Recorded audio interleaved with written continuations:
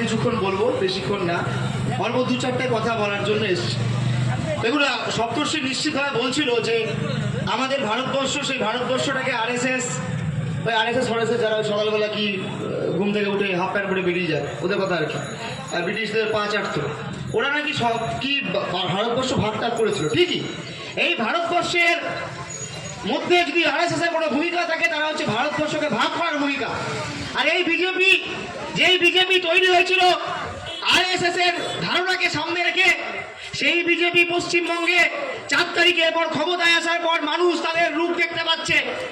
4 তারিখের পর কেউ কেউ ভেবেছিল চোর চিটিং মাস তৃণমূলকে দাঁড়িয়েছি, এবার হয়তো একটু ভালো দিন দেখবো, কিন্তু মানুষ দেখছে এত চোর দাঁড়িয়ে ঢাকা নামলো, মহিলাদেরকে বললো 1,500 টাকা করে নাকি লক্ষ্মীর ভান্ডারের টাকা, 3,000 টাকা অন্নপূর্ণা ভান্ডার হয়ে যাবে। আর এখন আজকে অগাস্ট মাসের 21 তারিখ, মে থেকে অগাস্ট হয়ে গেল, এখনো অন্নপূর্ণা ভান্ডারের টাকা ঢুকলো না। একটা ধাপ্পাবাজ, একটা চিটিংবাজ, চোরটাদের সরকার, এই বিজেপি সরকার, এরা প্রতিনিয়ত মানুষকে ধাপ্পা দিচ্ছে, মিথ্যে কথা বলছে।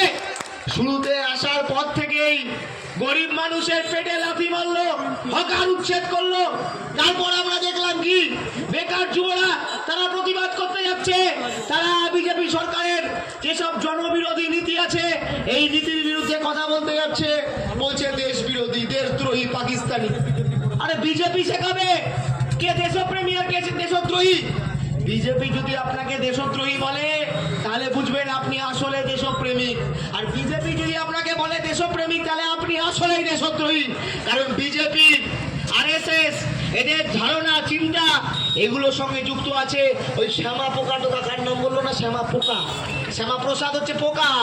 ওই শ্যামা পোকা কে পোকা? এই শ্যামা পোকা সেই পোকা যে কলকাতা বিশ্ববিদ্যালয়ের অভ্যন্তরে যখন নাকি ছাত্ররা ব্রিটিশ পতাকাকে সেলুট করতে চাইনি, বলেছিল ব্রিটিশ পতাকাকে আমরা সেলুট করব না, তখন বেতের বাড়ি মেরেছিল এই শ্যামা পোকারা। শ্যামা পোকারা কোন পোকা? সেটা তারা সেই পোকা যখন ভগৎ সিংরা, যখন রাজগুরুরা, সুখদেবরা, আশফাকুল্লাহ খানরা এরা যখন ব্রিটিশের বিরুদ্ধে লড়াই করছে, ক্ষুদিরাম বোসরা লড়াই করছে, এমনকি মুজাফফর আহমেদরা, আমাদের পার্টির নেতৃত্ব মুজাফফর আহমেদের মতো নেতারা যখন নাকি লড়াই করছে, সে সময় দাঁড়িয়ে এই শ্যামা পোকার মতো লোকেরা এরা ব্রিটিশের দেওয়া চাকরি করেছে। কিসের স্বাধীনতা সংগ্রামী? কিসের বাংলার জন্য কাজ করেছে? বাংলার জন্য কাজ মানে কথায় কথায় হিন্দু মুসলিমের বিভাজন, কথায় কথায় মানুষের বিভাজন। গতকাল রাত্রিবেলা আমরা দেখেছি, গত পরশু রাত্রিবেলা যাদবপুর বিশ্ববিদ্যালয়ের অভ্যন্তরে কাকু জেঠার বয়সী লোক, 45 বছর, 47 বছর, 50 বছর লোক, লেখাপড়ার সঙ্গে যোগাযোগ নেই, বইটা সোজা দিলে উল্টো করে পড়বে, জীবনে বই পড়েছে বলে তার ধারণা নেই, সেই লোকগুলো গিয়ে কি করছে, যাদবপুরের ক্যাম্পাসে গিয়ে আগুন লাগাচ্ছে। আর সাহস পাচ্ছে কাছ থেকে? একদিকে শ্রমিক বচ্চাজ বলছে কি, বলছে আমাদের কোনো ছাত্র সংগঠন নেই, বিজেপির কোনো ছাত্র সংগঠন নেই। তাহলে এবিপি কারা ভাই? কারা এরা? আলবাল ভেড়ার পাল এবিপি নাকি এরা? যে কোথা থেকে চলে এসে ক্যাম্পাসের অভ্যন্তরে ভাঙচুর করছে, ছাত্রীদেরকে মারছে। এই আফরিনরা ওরা যাদবপুর বিশ্ববিদ্যালয়ের অভ্যন্তরে আন্দোলন করছে, লড়াই করছে, এর মধ্যে দিয়ে ওদের উপর আক্রমণ করার চেষ্টা করছে। গণতান্ত্রিক কায়দায় যেখানে লেখাপড়া আছে, যেখানে যুক্তি আছে, যেখানে তর্ক আছে, যেখানে কথাবার্তা আছে, সেখানে আরএসএস পাবেন না। যেখানে অন্ধভক্তি আছে, গরুর গোবর আছে, গরুর ঘুটে আছে, গরুর গোবরের মধ্যে যারা সোনা পায়, গরুর দুধে সোনা খোঁজে, তাদেরকে বিজেপি বলে, তাদেরকে আরএসএস বলে। এদের বিজ্ঞান সম্বন্ধে কোনো ধারণা নেই। আর যারা ছিল, যাদের তাড়িয়ে নাকি ওরা আসার পর ভালো কাজ করবে, এখন তারা ভালো তৃণমূল। কেউ বালিশ চাটছে, কেউ পাপোশ চাটছে, কেউ অন্য কিছু চাটছে যা পাবলিকলি বলা যায় না, সেসবও চাটছে। চাটতে বিরোধী দলনেতা এবং রাজ্যের মুখ্যমন্ত্রী একসাথে হাতে হাত ধরে রাত্রিবেলা মিটিং করছে। দিনের বেলা বিধানসভার অভ্যন্তরে বয়কট, ওয়াকআউট, আর রাত্রিবেলা মিটিং হোটেলে বসে। এটাই হচ্ছে পশ্চিমবঙ্গের চিত্র। আমরা বলেছিলাম এই তৃণমূল কংগ্রেস আসলে বিজেপিরই একটা অংশ। এই তৃণমূল কংগ্রেসকে ভোট দেওয়া মানে বিজেপির রাস্তাকে আরো পরিষ্কার করে দেওয়া। আমরা ভুল হইনি। যেদিন তৃণমূল ক্ষমতাচ্যুত হয়েছে, যেদিন তৃণমূল ক্ষমতাচ্যুত হয়ে বিজেপির ক্ষমতা এসছে, সেদিন থেকে তৃণমূল দলটা ভালো তৃণমূলে পরিণত হয়ে গেছে। আপনাদের এখানকার যিনি বিধায়িকা ছিলেন তারপরে একাধিক দুর্নীতির কথা বলেছিল না, যিনি এখন বর্তমানে বিধায়ক আছে, ফাইল খুলবো, অমুক খুলবো, তমুক খুলবো। তো মহাশয় কত টাকায় রবা করেছেন? 100 কোটি না 150 কোটি না 200 কোটি টাকায়?